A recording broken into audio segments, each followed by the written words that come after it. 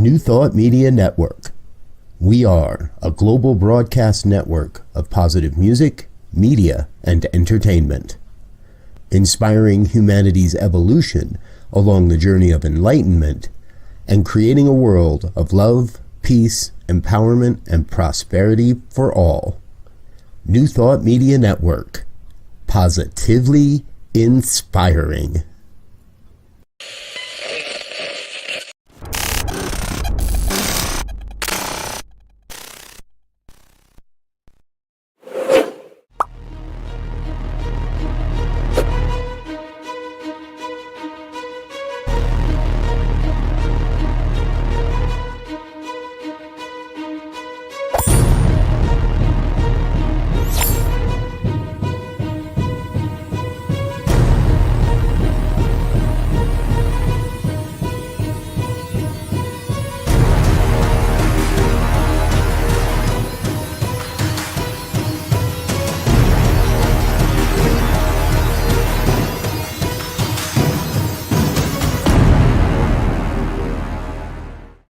And hello again, dear ones. Dr. Robert hanging out behind the banner here. Welcome to another edition of And Now the Good News. It's 5 o'clock on the Friday evening here on the Mountain Time Zone. This is our chance to get together and look at some of the inspiring good news stories that have made their way across into my life, and I believe will make for great conversations as you head into your weekend. And as this is our final broadcast of 2023, I like to look at some of the past stories from this year that have made an impact, some of the best, if you will. And I had a little help this year. Now, most of you know we get a good portion of our stories over at the goodnewsnetwork.org. That's goodnewsnetwork.org. Give them some love and attention if you would. And they did us a solid favor by polling all of their readers and asking their readers to rank the top 10 stories of the year. I'm not going to share all 10 of those. Some of them we have shared, and there were some news stories this week that I couldn't pass up sharing as well. So the important thing is to remember here is I have not yet loaded the slides for this program today, so I'm doing that as we go right here in the back office. There it is. We're getting closer there. Silly things you forget when it's your final show of the year, folks. Thanks again for being with us here on the New Thought Media Network. All right, let's jump off. I remember this story. We reported on this back in October. Marcel Lebrun is a resident of Fredericton in New Brunswick City, Canada. He owned a social media company, eventually sold that company and made himself a whole lot of money. And in doing so, decided that he wanted to put his money where his mouth was, because he had often said that something needed to be done about the homeless problem in his city. Well, he donated $4 million. They've raised another $8 million. And he has been building tiny homes. In fact, it's a whole community of them, including a community center with a coffee shop and space for other businesses to operate. As of the original reporting in October, the community was about 75% complete. I was not able to find any information today on whether it's fully complete now or not, but we know that they were putting out one house every 4 days or so. If they were on pace back in October, the project should be completed by now. Mr. LeBron says that building tiny homes can be the solution in many communities. Now, this community of 99 homes is gated. You need to have special access permit or access credentials to get in. However, his original intent is that this would become a community with community center and eventually be able to open it up as well. So thank you again, Marcel, for being a part of what's happening in the world, that the good news helping us to get forward in our lives. All right, this next story is a heart warmer and a tearjerker. And I remember reporting on this back in February of this year. This is 3-year-old Waylon Saunders. Wayland was found face down in an icy backyard swimming pool last year in Ontario, Canada. He was rushed to the Charlotte Eleanor Engelhart Hospital in Petrolia, Ontario, where a team of people continuously provided CPR for over 3 hours, using various techniques to warm his body and using various techniques to keep him alive. The team performed again out over 3 hours of chest compressions to keep the blood flowing through this young man's heart. He did eventually wake up. It did take some time afterwards, and reports I was able to find today is that all is well, and that the young man is doing well also. Big shout out to the team that makes that happen, to all the nurses and all the doctors. In my prayer work, folks, I often say that I recognize the hands of the divine operating through everyone involved with someone's care and return to wholeness. That is what that story is all about. Next up, here's another one. I'm telling you, we've got some great stories today. And I remember reporting on this one as well. This is baby Augustine. Baby Augustine was born with an incredibly rare genetic disease known as Mitchell syndrome. Now, as of the reporting earlier in the year, only 30 people had been ever diagnosed with Mitchell syndrome. Only 20 of those people were still alive, and it is was at that time a fatal diagnosis. Well, Augustine's mother, Kristen, and his father, Moses, didn't want to have anything to do with that. So they got to doing their research and found out that in some cases, vitamin B2 turned out to be helpful in some people in at least managing the disease as they were older in life. So the folks they were begging for genetic testing and any help they could get. When they found out about the B2, they started, with doctors' help, overdosing, I don't want to say overdosing, but doing heavy doses of B2 for the child, and it works. Kristen and the family are now learning sign language and teaching Augustine that as well. Now, he will have some recurring effects from the disease, but at this point, and as I was unable to find anything new today, we're going with this article that he is doing well and recovering well from this disease as well. Folks, the universe works in mysterious ways. Life works in mysterious and amazing ways. And that's what we love to celebrate here at New Thought Media Network. Stories like this that remind us that even if we don't know what's going on, there is something that knows. And it's only when we give up that we really lose out. This family could have easily, well, I don't want to say it that way. This family could have left it to the unknown, and instead they did some work, found something that had promise, and turns out to be changing the entire game when it comes to Mitchell syndrome. So we thank them as well. All right, next up, I found this one interesting. A man, Joe Tuturi, Joe here pictured, is a former U.S. Navy diver and an expert in biomedical engineering.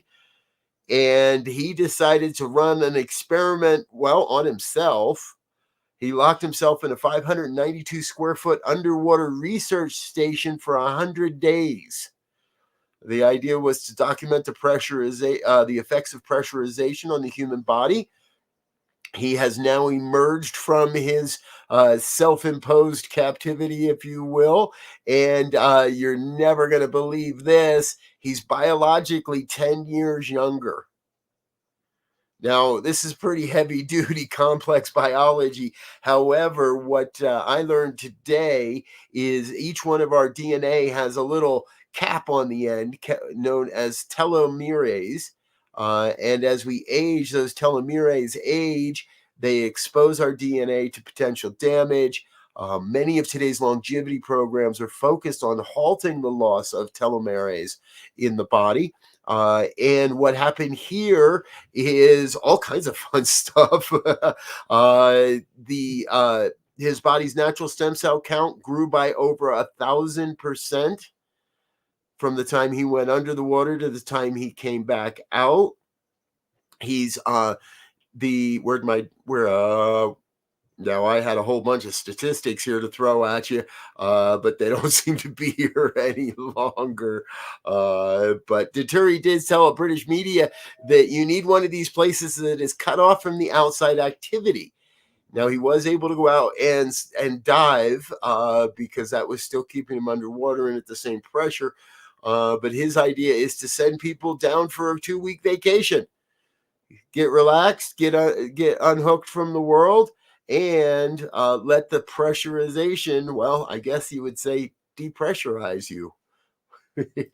More on that as we go, folks. I'll keep an eye on that story, and if I find out more, I'll be sure to let you know here on the Good News. Happens every Friday at 5 o'clock Mountain Time. We're going to take a quick break, let a couple of our sponsors say hello.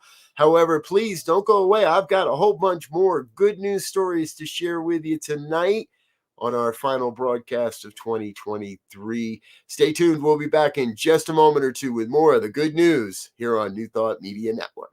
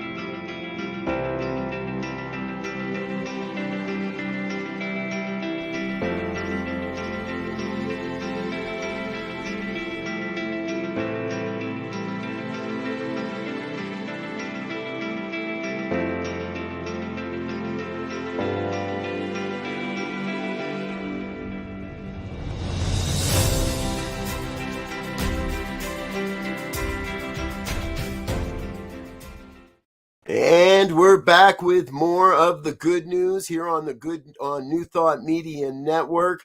So grateful that you're with us on a Friday night. Next story up. This one's one of those ones that slipped through the cracks on my desk. I didn't see this story, but man, is it a good idea? It's such a good idea. It's been 21 years in the making. 21 years ago, residents of California agreed that we should take an old deserted military base and turn it into one of the largest parks in the nation. Well, back in May of this year, that park finally broke ground. This is on the grounds of the old derelict El Toro Marine Corps base.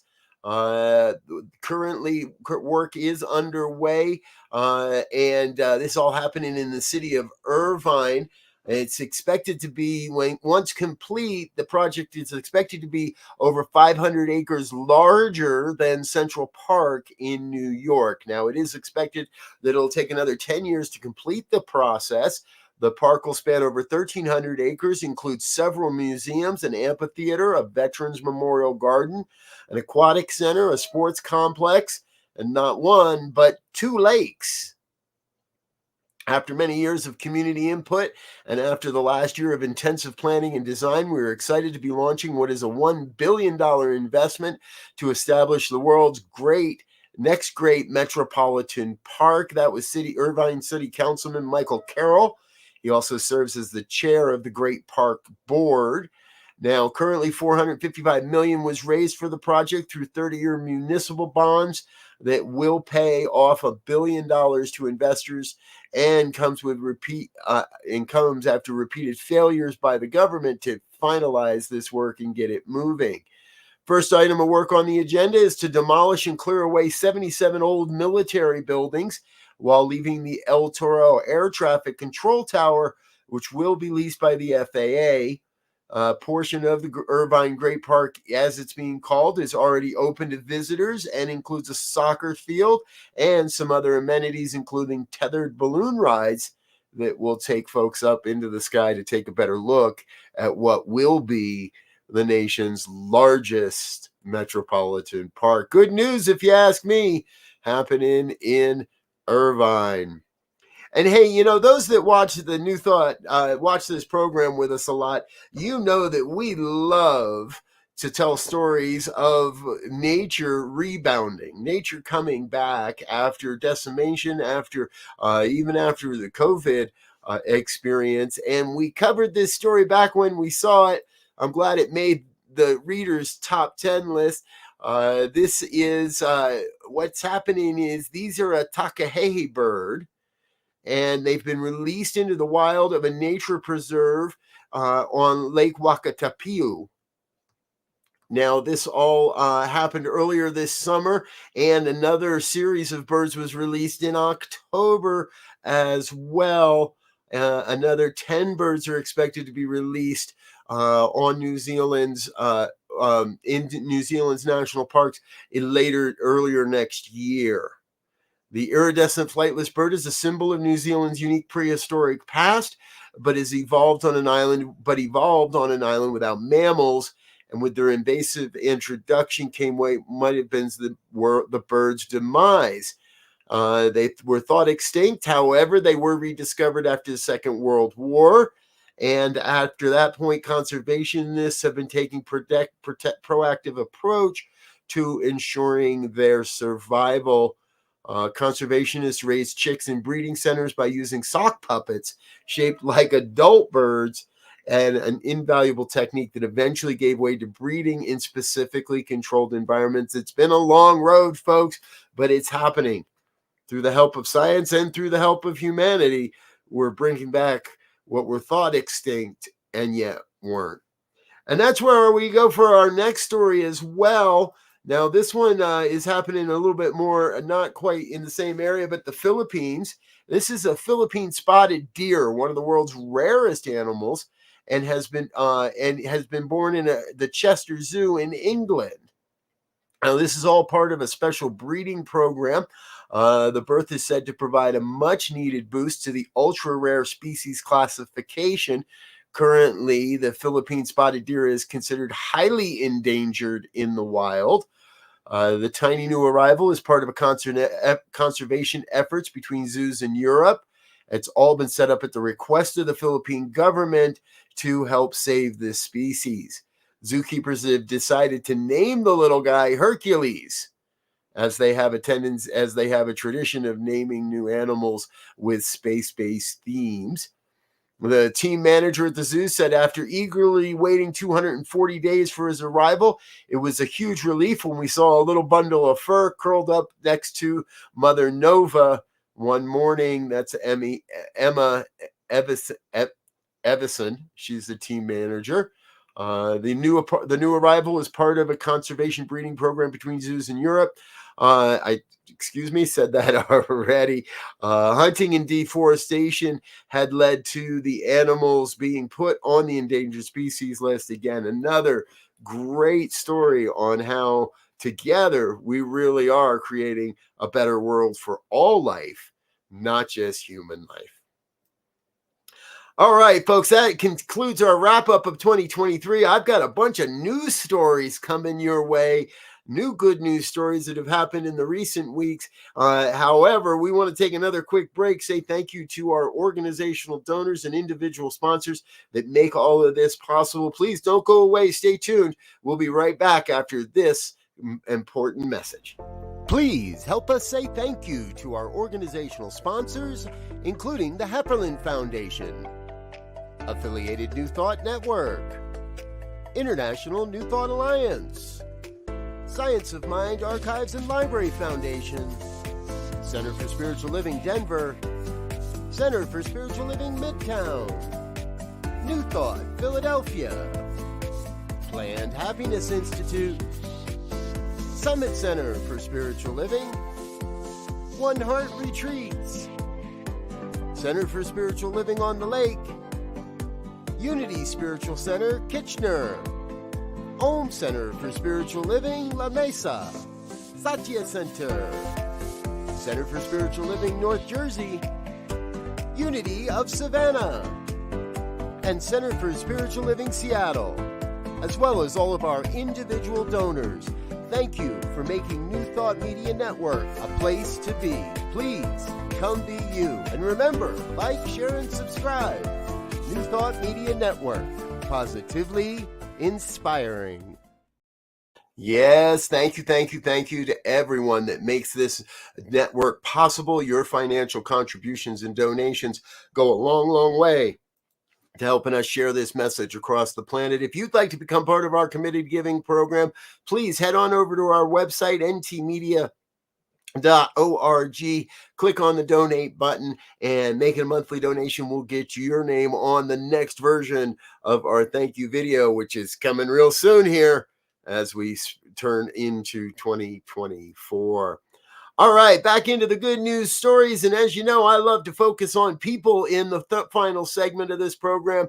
And today we're focusing on people and pets, because here is one of the stories of the month. The SPCA animal shelter in Adams County, Pennsylvania, was filled with cats and dogs at the beginning of the month. However, as of last week, there was not a single animal in the building. The Adams County SPCA extended its heartfelt gratitude to the residents who once again have come together to support the welfare of our furry friends. Their Facebook post said, "Our community stepped up once again. This is the first time in 47 years that Adams County SPCA is empty, let alone at Christmas time. It is a true miracle." The staff and volunteers at the SPCA have worked tirelessly to ensure the well-being of the animals under their care and match them with forever loving forever homes. This year alone, Adams County SPCA adopted out more than 600 animals and reunited over 125 strays with their owner.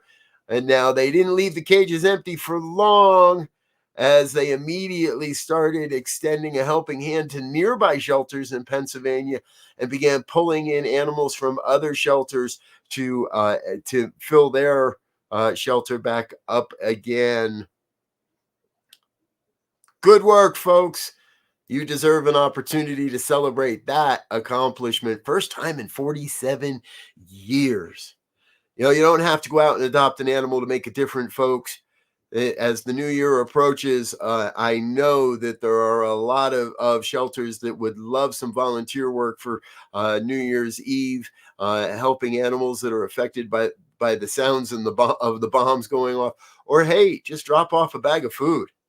That'll go a long way to helping all of the different shelters or any shelter in your area. All right, here's another great story. This is Esben Camus. Esben's been driving Uber for about 4 years or so, off and on. And this all happened in Alabama. He had a younger client, Alex Tisdale, who is a teenager. And Alex's father had given him $8,000 to buy a new magazine. I think you know where this is going. The teen left the package with the money in the back of Espen's car. Now, Espen was before he got to his next call, realized that the young man had left something, reported it missing on the app, which is what he should do. Congratulations, sir, on doing that. Didn't quite realize it was $8,000 in the envelope, but knew that he had to get it back to the young man. Alex, getting a little nervous when he realized he had lost all the money, started retracing his steps and also filed a claim on the Uber app. And rather than taking forever, the app reunited the two and sent Espen to Alex's location. The teen was blown away by the honesty of the driver and gave him a generous tip and a way to say thank you. Espen said, when you do something good, okay, it comes back 10 times. Yes, folks, we do believe in the power of circulation here. And circulation doesn't mean lost and found, doesn't mean finders keepers. It means we do the right thing and trust that our efforts are rewarded. And I got to tell you, we got a couple of stories here that go above and beyond when it comes to trust. Normally, every week we feature one person as our hero of the week. This week, we've got two. So this week, it's time for our dual heroes of the week.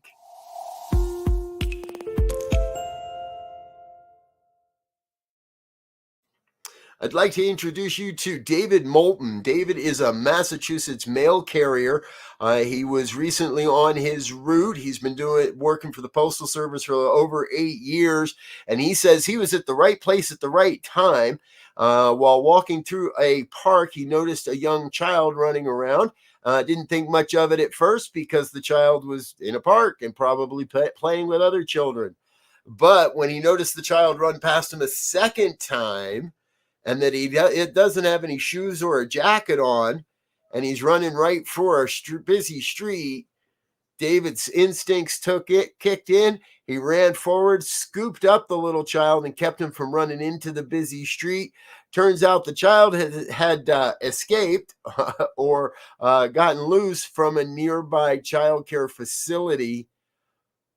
No word on the facility or where they're located, other than the fact that David is one of our heroes of the week. And in what you're going to hear, David said himself, he doesn't put much stock in the word hero, doesn't want to be called a hero, simply does what he did what he had to, and did what he knew was important. Right on, David. Thank you, thank you, thank you. And let me also introduce you to Juan Serrano. He is our other hero of the week. Juan is an Army veteran. He lives in Virginia and was out for an evening with his wife. After leaving church, they noticed a young man walking back and forth, pacing on a bridge on I-95 over a river. He pulled over to ask the young man if he needed a ride. And as soon as Serrano approached the young man, he jumped into the river below. Serrano told local news stations, I thought, all right, we got to get him out of the water because it could have been my kid. Next thing I knew, I was jumping into the water trying to get him out. Took a 50-foot jump into a cold river in a pitch black night. The two were miraculously able to connect with each other in this icy river and swam about a mile downstream before they were caught up in a gate. They were at the gates of a water treatment facility. Serrano was able to use his belt and the boy's backpack to pull him out of the water. He also said, quote, hero is a big word. I was just a guy with my wife passing by, and God put us there for the right reason and at the right time. Wow. Serrano said that to local news affiliates that he's not telling the story to draw attention to his daring actions, but to raise awareness of mental health needs in communities near and far. Yes, David, thank you so much.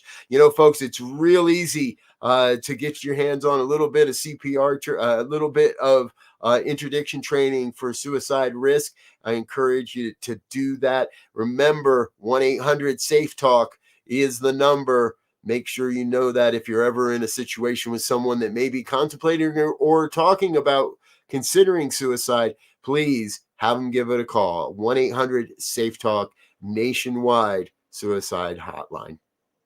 And that is our good news for the week, folks. Thanks for being with us here on the New Thought Media Network. We'll be back again early tomorrow morning. Well, we've got evening prayers yet to do tonight, and also in just a half an hour, Reverend Michael with the Fireside Chat. So stay tuned, stay with us throughout the evening. We'll be back again tomorrow as well with the final episode of our Science of Mind and Spirit Saturday morning conversation series.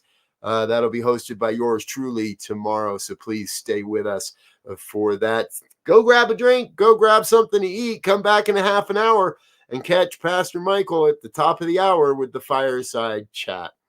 On behalf of everyone here on the New Thought Media Network, we want to thank you for being with us and wish you a very, very happy holiday. Until next time, I wish you peace and richest blessings. Bye now.